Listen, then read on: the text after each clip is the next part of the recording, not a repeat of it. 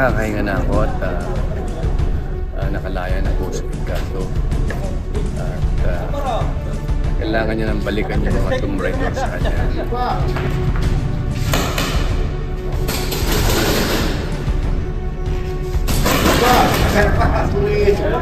Kailangan niya nang bigyan ng gantimpala yung mga tapat sa kanya. At ako po ay enjoy sa aming action scenes. Maganda po ng aming mga action, ng mga fight scenes, very creative. At ako po nag-enjoy. Sana po kayo lahat.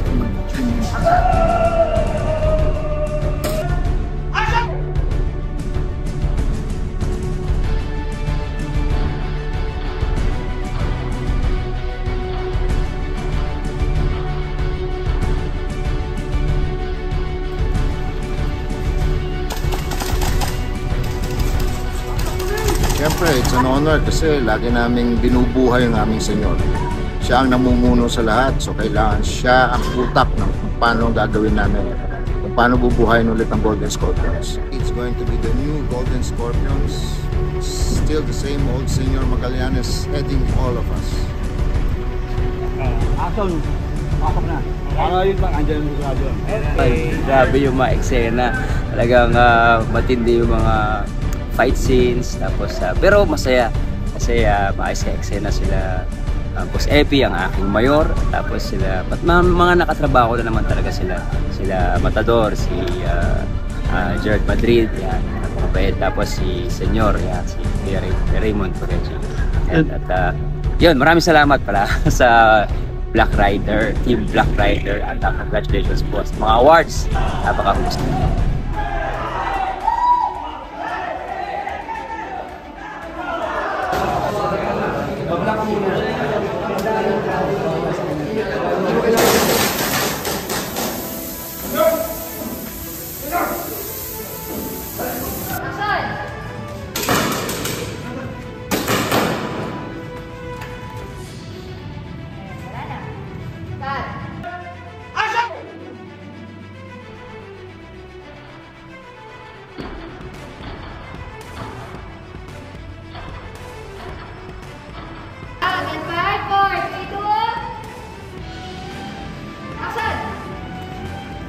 Napalaban ako sa Black Rider.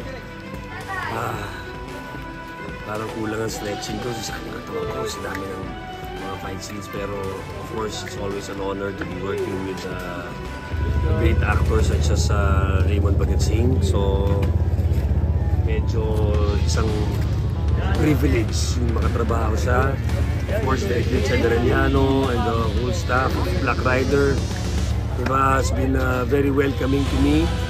And thank you for inviting me to be part of the show. Maski na maliit lang yung role ko.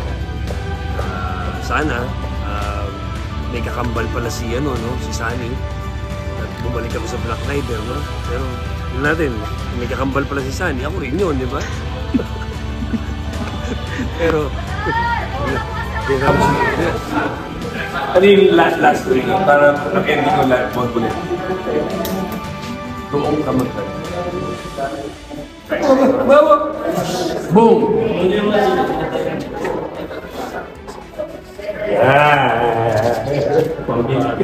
Pogi. Diba? Epi is very intense at off camera, he's a very funny guy. Pero pag pumasok na ka sa character, talagang super mag-iiba talaga si Epi. So, nakikita niya na talagang nakakatakot yung character niya dito. Intel ka, talagang sa bugbugan, he gives 1,000%. So, very high respect po kay Mr. Epi Gizmo.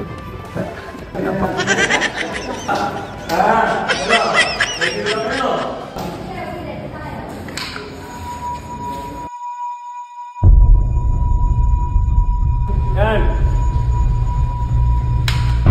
Bam!